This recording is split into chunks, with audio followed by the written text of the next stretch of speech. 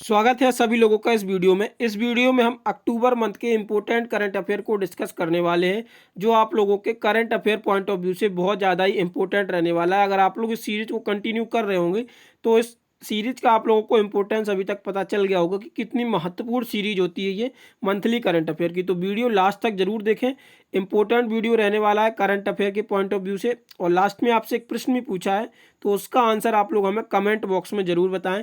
और भी बहुत सारी चीज़ें हैं आप लोगों के लिए, स्टैटिक बुक के लिए भी आप लोगों को कुछ इंपॉर्टेंट चीज़ें बतानी है, तो वो हम लास्ट में डिस्कस करेंगे। अब यहाँ पे चलते हैं पहले प्रश्न की तरफ। पीडीएफ वगैरह वो सारा हम लास्ट में आपको बताएंगे कहाँ से ये प्रोवाइड कर सकते हैं आप इसको फ्री ऑफ कॉस्ट। पहला प्रश्न देखते हैं। पहला प्रश्न है हमारा, भारत में आने वाले विदेशी पर्यटकों में सीट्स पर कौन रहा।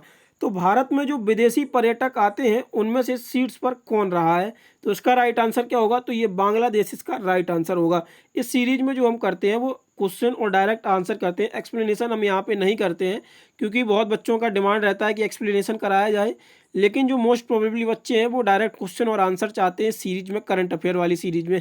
अगर आप लोग एक्सप्लेनेशन चाहते हैं तो हम आपको डेली करंट अफेयर में रेगुलर एक्सप्लेनेशन देते हैं और बेहतरीन एक्सप्लेनेशन देते हैं, तो उसको आप लोग वहाँ से उसको फॉलो कर सकते हैं डेली करंट अफेयर को, अगर आप लोग डिटेल्ड एक्सप्लेनेशन और day by day current affair पढ़ना चाहते हैं। इसमें इतना एक्सप्लेनेशन नहीं दिया जाता है, ये डायरेक्ट एमसीक्यू और आंसर वीडियो होता है, जिससे कि आपको कम समय में ज़्यादा से ज़्यादा रिवाइज कराया जा सके, क्योंकि जो बच्चे रेगुलर फॉलो करते हैं उनके लिए ज़्यादा बेनिफिशियल रहता है।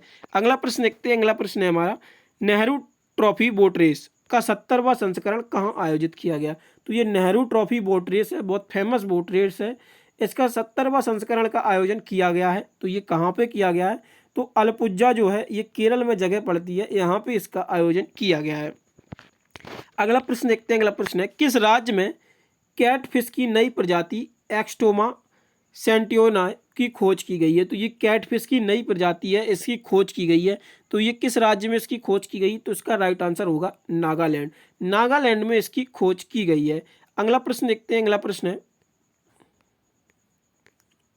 अक्टूबर 2024 को नाटो के महासचिव की भूमिका किसने ग्रहण की। तो जो अक्टूबर 2024 में ही नाटो के महासचिव की भूमिका में ये आए हैं और इन्होंने ये पद ग्रहण किया है, तो ये किसने हासिल किया है, तो मार्क रूटे जो है इन्होंने नाटो के महासचिव के रूप में पद को ग्रहण किया है। अगला प्रश्न देखते हैं। अगला प्रश्न है, हाल ही में 2022 के लिए दादा साहेब फाल्के पुरस्कार किसको दिया गया। तो 2022 का ये दादा साहेब फाल्के पुरस्कार दिया गया है, ये किसको दिया गया है, तो उसका राइट आंसर होगा आपका मिथुन चक्रवर्ती। मिथुन चक्रवर्ती को 2022 का दादा साहेब फाल्के अवार्ड दिया गया है।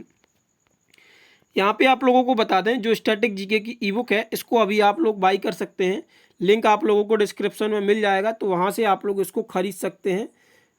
प्राइस जो है इसका मात्र 49 रुपये है। काफ़ी बच्चे इसको बाई कर चुके हैं और पॉजिटिव रिव्यू हैं। रिव्यू आप देखना चाहते हैं तो वेबसाइट पे या ऐप पे विजिट कर सकते हैं, वहाँ पे हमने इस बुक के ई बुक के रिव्यू डाल रखे हैं। बहुत बेहतरीन रिस्पॉन्स रहा है बच्चों का। अगर अभी तक आपने इसको परचेज़ नहीं किया है तो आप लोग इसको परचेज़ कर सकते हैं। 49 रुपये इसका प्राइस है, बहुत नॉमिनल प्राइस रखा गया है। बेस्ट बुक होने वाली है स्टैटिक के मामले में ये। और जो टॉपिक हमने कवर किए हैं वो एग्जाम्स को देखते हुए कवर किए गए, सारे के सारे टॉपिक आपको यहाँ पे मिल जाएंगे। एसएससी के जितने भी एग्जाम्स हैं और रेलवे के जितने भी एग्जाम्स हैं और जो वनडे अदर एग्जाम्स हैं उनके लिए स्टैटिक जीके के लिए ये बेहतरीन बुक होने वाली है, तो आप इसको परचेज़ कर लीजिएगा। इसको देरी मत करिए परचेज़ करने में, और रिव्यू भी हमें ज़रूर साझा करें। इसका लिंक आप लोगों को इसका डिस्क्रिप्शन में मिल जाएगा, तो वहाँ से आप लोग इसको खरीद सकते हैं। चलिए अगले प्रश्न में चलते हैं। अगला प्रश्न है, अंतर्राष्ट्रीय भारतीय फिल्म अकेडमी आईफा, तो ये आईफा का जो पुरस्कार में सर्वश्रेष्ठ अभिनेता का पुरस्कार किसने जीता। तो आईफा जो अकादमी है, अंतर्राष्ट्रीय भारतीय फिल्म अकादमी, इसमें आईफा का अवार्ड किसने जीता, तो इसका राइट आंसर क्या होगा, तो इसका राइट आंसर होगा शाहरुख खान। शाहरुख खान को ये अवार्ड मिला है। अगला प्रश्न देखते हैं। अगला प्रश्न है, ये जो चौथी हॉकी इंडिया जूनियर महिला सिप चैंपियनशिप थी 2024, ये कहाँ शुरू की गई है। तो जो चौथी हॉकी इंडिया जूनियर महिला चैंपियनशिप ट्रॉफी थी, इसको कहाँ पे आयोजित किया गया है, तो उसका राइट आंसर होगा रांची। रांची में इसका आयोजन किया गया और ये इसका चौथा संस्करण था हॉकी इंडिया जूनियर महिला का। किस राज्य सरकार ने देसी गाय को राजमाता घोषित किया है। तो जो देसी गाय होती हैं उनको राजमाता का दर्जा दे दिया गया है, ये किस राज्य के द्वारा दिया गया है, तो ये महाराष्ट्र राज्य के द्वारा जो देसी गाय है उसको राजमाता का दर्जा दे दिया गया है। अगला प्रश्न देखते हैं। अगला प्रश्न है, हाल ही में नाटो कहाँ उत्तरी भूमि कमान स्थापित करेगा? तो नाटो यानी कि नॉर्थ अटलांटिक ट्रीटी ऑर्गेनाइजेशन जो है, इसमें जो इसकी उत्तरी कमान है ये कहाँ पे स्थापित करेगा? तो इसका राइट आंसर क्या होगा? तो इसका राइट आंसर जो होगा वो फिनलैंड होगा। फिनलैंड में जो नाटो है वो अपनी उत्तरी कमान स्थापित करेगा। अभी मैंने आपको बताया था नॉर्थ अटलांटिक ट्रीटी ऑर्गेनाइजेशन इसका फुल फॉर्म है। अगला प्रश्न देखते हैं। अगला प्रश्न है, केंद्रीय मंत्रिमंडल ने कितनी भाषाओं को शास्त्रीय भाषा का दर्जा देने की मंजूरी दे दी है? तो शास्त्रीय भाषाएं अब बढ़ चुकी हैं और यहाँ पे केंद्रीय मंत्रिमंडल के द्वारा कुछ नई शास्त्रीय भाषाओं को शास्त्रीय भाषा का दर्जा भाषाओं को शास्त्रीय भाषा का दर्जा देने की मंजूरी दे दी गई है। तो टोटल 5 भाषाएं हैं, इनको मंजूरी दे दी गई है आपकी। अगला प्रश्न देखते हैं। अगला प्रश्न है, हाल ही में कहाँ बापू टावर लोक अर्पण किया गया है? तो जो बापू टावर है इसका लोकार्पण किया गया है। इसका कहाँ पे किया गया है? तो ये बिहार में इसका लोकार्पण किया गया है। अगला प्रश्न देखते हैं, किस देश ने संयुक्त राष्ट्र महासचिव एंटोनी गुटेरस के देश में प्रवेश पर प्रतिबंध लगा रखा है? तो जो संयुक्त राष्ट्र के महासचिव हैं एंटोनी गुटेरस, इनके प्रवेश पर प्रतिबंध लगा रखा है। ये कौन सा देश है? तो ये इजराइल देश है जिसने इन पर प्रतिबंध लगा दिया है। अगला प्रश्न देखते हैं। अगला प्रश्न है, एशिया रग्बी सोवेंस ट्रॉफी का आयोजन कहाँ किया गया? तो जो एशिया रग्बी सोवेंस ट्रॉफी है इसका आयोजन कहाँ पर किया जा रहा है? तो उसका राइट आंसर होगा आपका नेपाल में। अगला प्रश्न देखते हैं। अगला प्रश्न है, एससीओ शिखर सम्मेलन 2024 में भारतीय प्रतिनिधिमंडल का नेतृत्व कौन करेगा? तो इसका राइट आंसर क्या होगा? तो इसका राइट आंसर होगा एस जयशंकर। एससीओ शिखर सम्मेलन जिसकी मेजबानी कौन कर रहा था? तो ये पाकिस्तान इसकी मेजबानी कर रहा था। और जो प्रतिनिधिमंडल गया था भारत की तरफ से उसका नेतृत्व किसने किया? तो जो हमारे फॉरेन मिनिस्टर हैं एस जयशंकर, इन्होंने इसका नेतृत्व किया। अगला प्रश्न देखते हैं। अगला प्रश्न है, $700 बिलियन का विदेशी मुद्रा भंडार रखने वाला चौथा देश बन गया है। तो ये $700 बिलियन जो है वो विदेशी मुद्रा भंडार रखने वाला ये चौथा देश बन गया है। और ये कौन बन गया है? तो ये अपना भारत जो है चौथा देश बन गया है जिसके पास $700 बिलियन का विदेशी मुद्रा भंडार है। अगला प्रश्न देखते हैं। अगला प्रश्न है, ब्लूमबर्ग बिलियनर्स इंडेक्स के अनुसार दुनिया का सबसे अमीर शख्स कौन बना है? तो उसका राइट आंसर क्या होगा? तो उसका राइट आंसर जो होगा वो एलन मस्क, ये सबसे अमीर शख्स बन गए हैं। और एलन मस्क जो भी हाल ही में राष्ट्रपति चुनाव हुए अमेरिका में, वहाँ पे डोनाल्ड ट्रंप जीत गए हैं। तो जो कल की न्यूज़ है यानी कि 6 नवंबर की जो न्यूज़ है, आज 7 नवंबर जब हम वीडियो ये शूट कर रहे हैं आपके लिए, तो जो 6 नवंबर की लेटेस्ट न्यूज़ है उसमें अभी उनका कल जो बताया वो 16.95 कुछ अप्रॉक्स, यहाँ पे 16 ये कन्फर्म है, $95 बिलियन करके, बिलियन डॉलर या बिलियन डॉलर ही है, जो उनकी कल एक दिन में ही इनकी संपत्ति बढ़ गई है। तो ये अभी क्योंकि वो ट्रंप को सपोर्ट कर रहे थे तो ट्रंप उस चुनाव में जीत गए, तो इस वजह से शेयर मार्केट और उनकी कंपनी का जो भाव था वो एकदम से बढ़ गया और ये और ऊपर इन्होंने इजाफा कर लिया। कितना? 16.95 बिलियन के समथिंग कुछ इन्होंने इजाफा किया है कल। अगला प्रश्न देखते हैं, भारतीय वायुसेना किस शहर में अपना 52वां स्थापना दिवस मना रही है? तो भारतीय वायुसेना जो है वो अपना चेन्नई में 52वां स्थापना दिवस मना रही है। अगला प्रश्न है, स्वच्छ और स्वस्थ समाज के लिए आध्यात्मिकता पर वैश्विक शिखर सम्मेलन को संबोधित किया?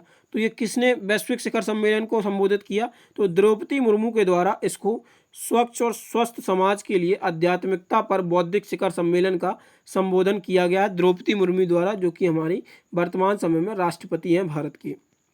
नरेंद्र मोदी जी की बात करें तो ये पीएम है और अमित शाह जी की बात करें तो ये गृह मंत्री हैं। इनको याद रख लीजिएगा, कभी कभी ये हो जाता है, डाउट में रहता है। जैसे कि अभी एग्जाम चल रहा था, जो पिछले अभी एमटीएस के एग्जाम्स हो रहे हैं, तो जो कैबिनेट पूछी गई है वो 2023 की कैबिनेट पूछी गई थी। जो जून 2024 में नई कैबिनेट बनी है ये नहीं पूछे जा रहे थे। तो पुरानी कैबिनेट आप लोग एक बार उनको नज़र बनाए रखें, क्योंकि अगर आपके लेटेस्ट एग्जाम है जो रेलवे जेई वगैरह के हैं, इनमें पुरानी कैबिनेट ज़्यादा पूछी जाएगी। नई कैबिनेट तो अभी लेटेस्ट है तो उस वजह से कम पूछा जा रहा है। जो भी अभी एग्जाम्स हुए हैं तो उनमें पुरानी कैबिनेट से 1-2 प्रश्न बनते रहते हैं, तो करंट के लिए वो भी इम्पोर्टेंट होता है। पुरानी कैबिनेट आप लोग उसको सही से देख के रखें जो इंपॉर्टेंट पोर्टफोलियोज होते हैं। अगला प्रश्न देखते हैं। अगला प्रश्न है, कहाँ भारत की पहली सुपर कैपेसिटर प्लांट का उद्घाटन किया गया है? तो जो सुपर कैपेसिटर प्लांट है इसका उद्घाटन किया गया है, तो इसका राइट आंसर क्या होगा? तो इसका राइट आंसर होगा केरल। केरल में भारत का पहली सुपर कैपेसिटर प्लांट का उद्घाटन किया गया है। अगला प्रश्न है, किस राज्य की पारंपरिक चावल से बनी बियर और 8 पारंपरिक उत्पादों को जीआई टैग का दर्जा प्राप्त हुआ है? तो चावल से बनी बियर और जो 8 अन्य पारंपरिक उत्पाद हैं उनको जीआई टैग का दर्जा मिला है। ज्योग्राफिकल इंडेक्स जो इंडिकेशन होता है इसका दर्जा मिला है, तो ये असम को इसका दर्जा मिला है। अगला प्रश्न देखते हैं। अगला प्रश्न है आगामी भारतीय अंतर्राष्ट्रीय विज्ञान महोत्सव 2024 कहाँ पर आयोजित किया जाएगा? तो इसका राइट आंसर क्या होगा? तो इसका राइट आंसर जो होगा वो गुवाहाटी इसका राइट आंसर होगा। अगला प्रश्न है कहाँ पर बायो सीएनजी संयंत्र वाली भारत की पहली आधुनिक गौशाला खोली गई है? तो इसका राइट आंसर क्या रहने वाला है? तो ग्वालियर में ये पहली बायो सीएनजी संयंत्र वाली भारत की पहली आधुनिक गौशाला खोली गई है। अगला प्रश्न है 25वें लाल बहादुर शास्त्री राष्ट्रीय उत्कृष्टता पुरस्कार 2024 से किसे सम्मानित किया गया है? तो इसका राइट आंसर रहने वाला है राजश्री बिरला को 25वें लाल बहादुर शास्त्री राष्ट्रीय उत्कृष्टता पुरस्कार 2024 से सम्मानित किया गया है राजश्री बिरला। अगला प्रश्न है बीसीसीआई ने किसे अपनी एंटी करप्शन यूनिट का नया अध्यक्ष बनाया है? तो बीसीसीआई के द्वारा एंटी करप्शन ब्यूरो का नया अध्यक्ष बनाया गया है। तो इसका राइट आंसर क्या होगा? तो शरद कुमार जो हैं ये इसके नए अध्यक्ष बनाए गए हैं। हाल ही में भौतिकी में नोबेल पुरस्कार 2024 किसको मिला? तो भौतिकी में जो नोबेल पुरस्कार 2024 दिया गया है वो जॉन जे हॉपफील्ड को और जेफरी ए हिंटन इन दोनों लोगों को ये पुरस्कार दिया गया है भौतिकी का 2024 का। अगला प्रश्न देखते हैं। अगला प्रश्न है हाल ही में कहाँ जल सागर महोत्सव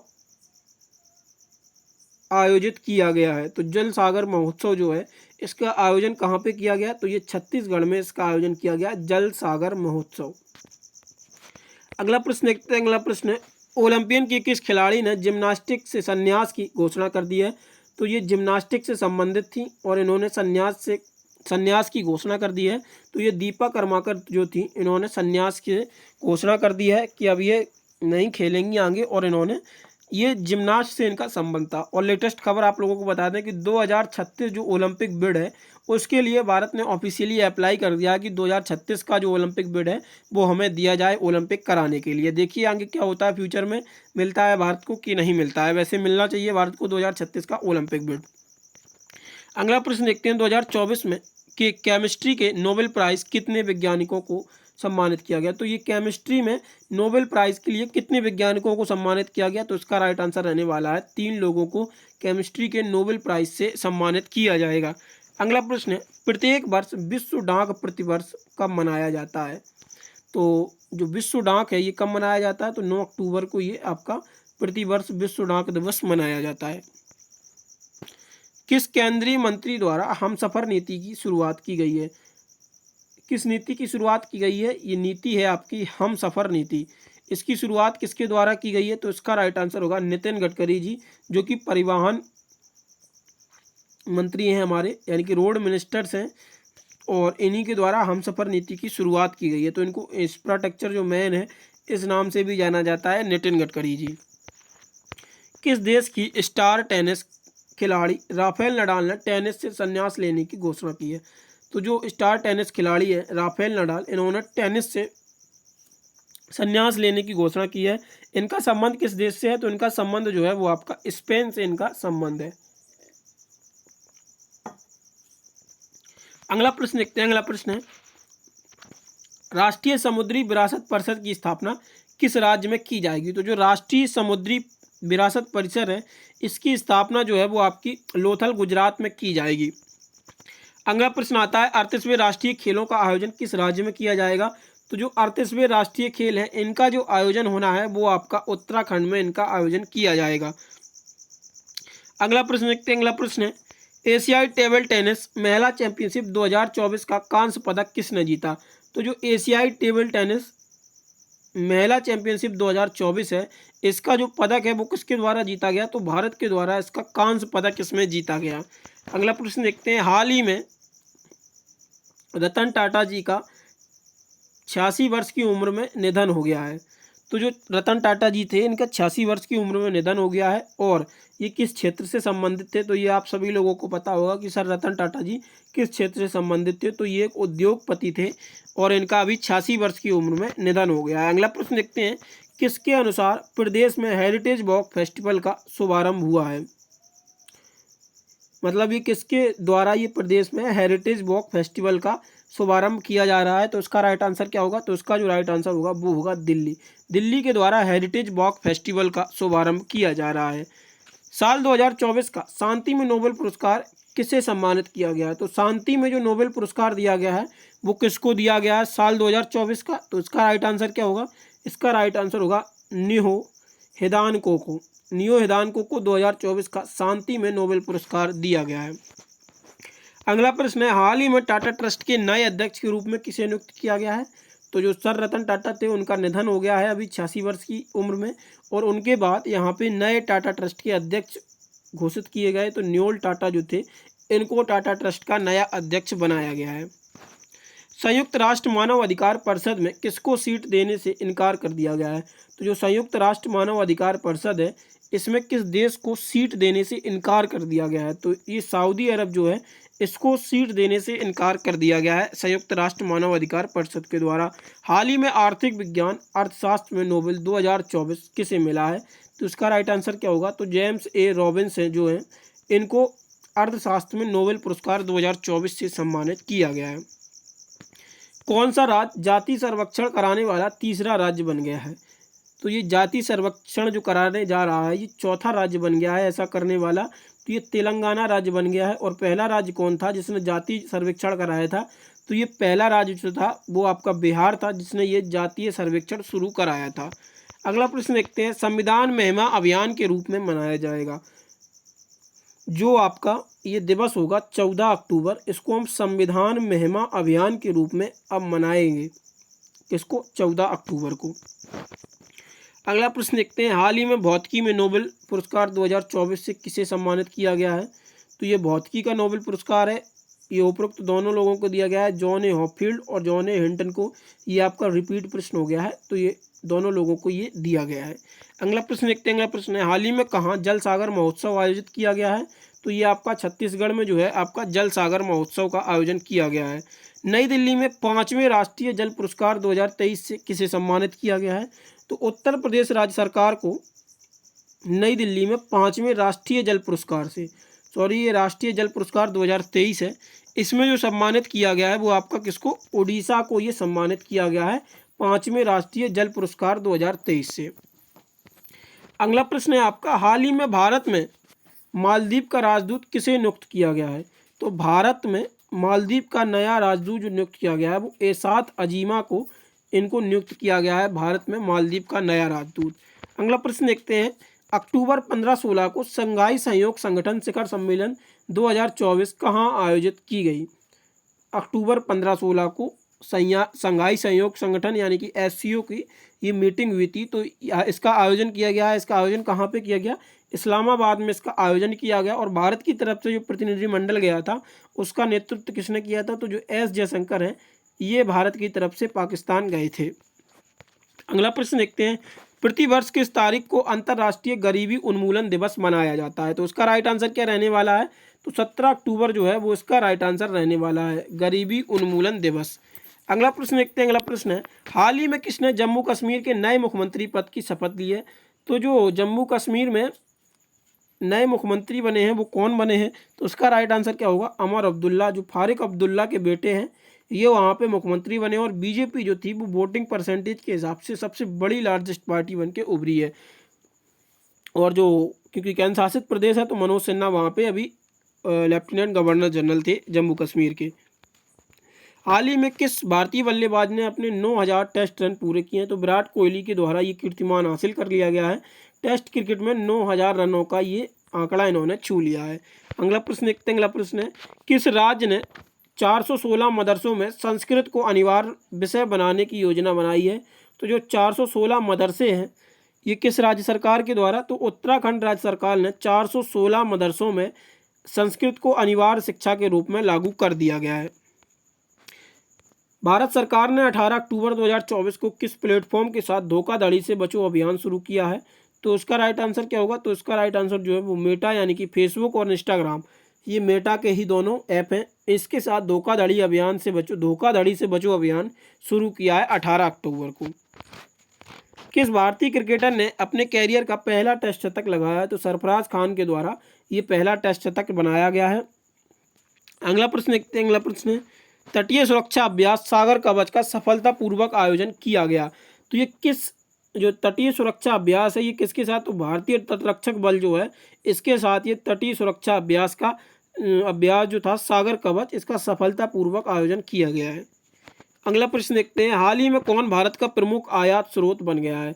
तो चीन जो है वो भारत का प्रमुख आयात स्रोत बन गया है। अमेरिका को भारत ने मतलब चीन ने जो अमेरिका को पछाड़ दिया, क्योंकि पहले अमेरिका ही हुआ करता था भारत का सबसे आयात स्रोत देश, अब वो चीन ने जगह ले ली है।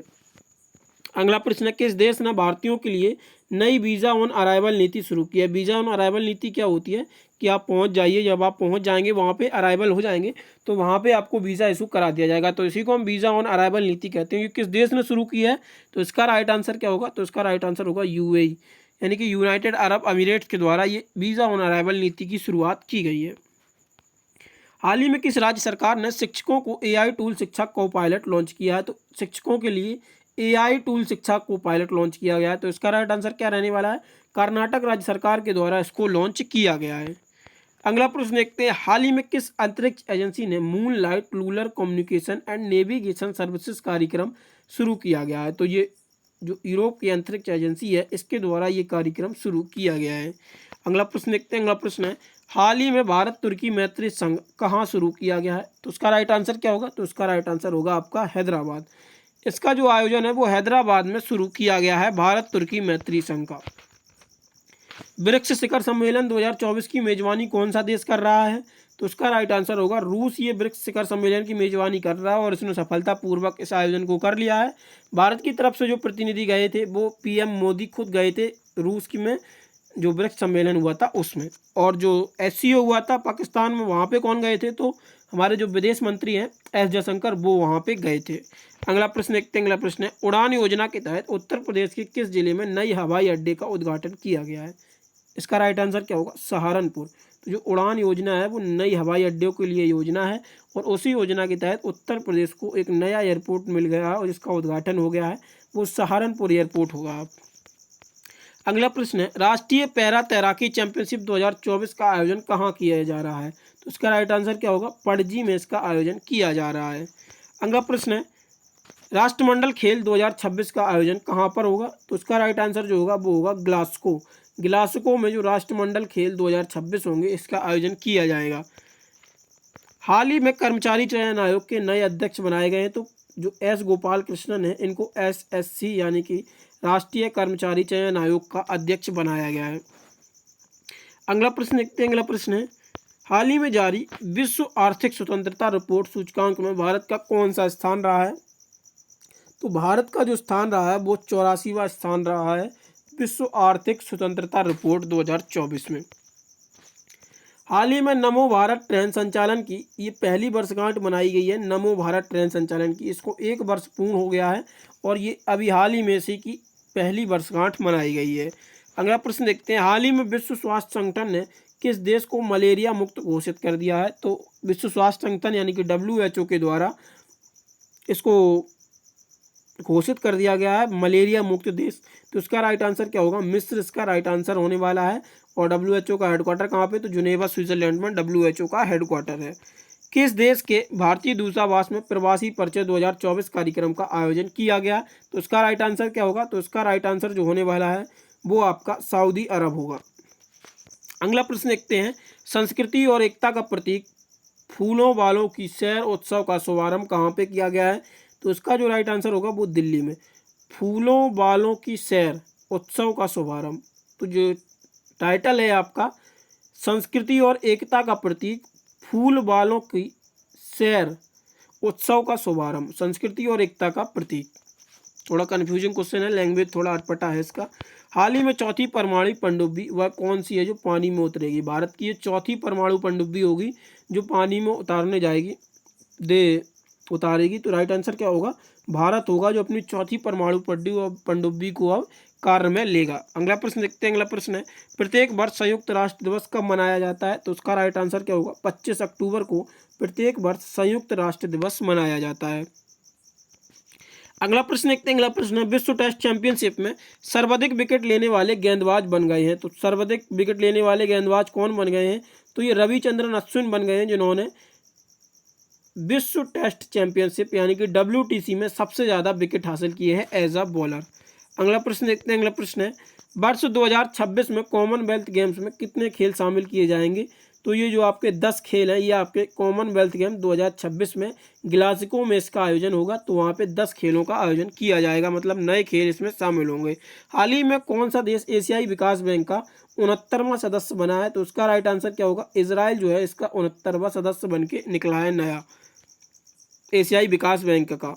अगला और लास्ट प्रश्न रहने वाला है वैश्विक प्राकृतिक संरक्षण सूचकांक 2024 में भारत 180 देशों में से कौन सा स्थान रहा है। तो उसका राइट आंसर होगा 176वां। 180 देशों में भारत का ये सूचकांक रहा है। अब देखते हैं आज का प्रश्न आप लोगों के लिए, जिसका आंसर आप लोगों को हमें कमेंट बॉक्स में देना है। इस प्रश्न से संबंधित जितनी भी जानकारी आपको पता हो वो आप लोग हमें कमेंट बॉक्स में ज़रूर बताया करें, जिससे आपका भी रिवीजन अच्छे से हो जाता है उस प्रश्न से संबंधित डिटेल जितनी भी होती है।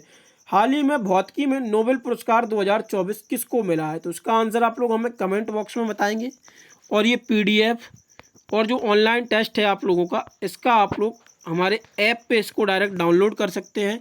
ऐप का लिंक आप लोगों को डिस्क्रिप्शन में मिल जाएगा। वहाँ पे आपको जो भी हमारे railway topic wise current affair SSC के जो free of cost mock test provide कराए जाते हैं, वहाँ पे आपको हर एग्ज़ाम का मॉक टेस्ट मिल जाएगा। तो ऐप का लिंक जो है वो डिस्क्रिप्शन में दिया हुआ है, वहाँ से आप लोग उसको डाउनलोड कर लीजिएगा। और आपको एक बार फिर से बता दें, आप लोग हमारे ई-बुक भी खरीद सकते हैं, जिसका प्राइस जो है वो मात्र 49 रुपये है। इसका भी लिंक आप लोगों को डिस्क्रिप्शन में मिल जाएगा। और ये PDF के लिए आप हमारे ऐप को और टेलीग्राम चैनल को ज़रूर ज्वाइन कर लें। यहाँ पे हम सारी की सारी लेटेस्ट चीज़ें और जो फ्री ऑफ कॉस्ट नोट्स होते हैं वो हम सब कुछ यहीं पे प्रोवाइड करते हैं। तो आप लोग दोनों जगह कनेक्टेड रहिए, ऐप पर भी और टेलीग्राम चैनल पर भी। और बाकी वीडियो आप लोगों को पसंद आया तो वीडियो को लाइक ज़रूर करें और अपने दोस्तों के साथ इसको शेयर करना ना भूलें। और पहली बार अगर आप चैनल पर हैं या अभी तक आपने चैनल को सब्सक्राइब नहीं किया है तो प्लीज़ चैनल को सब्सक्राइब ज़रूर कर लें और ज़्यादा से ज़्यादा लोगों के साथ शेयर करें। धन्यवाद।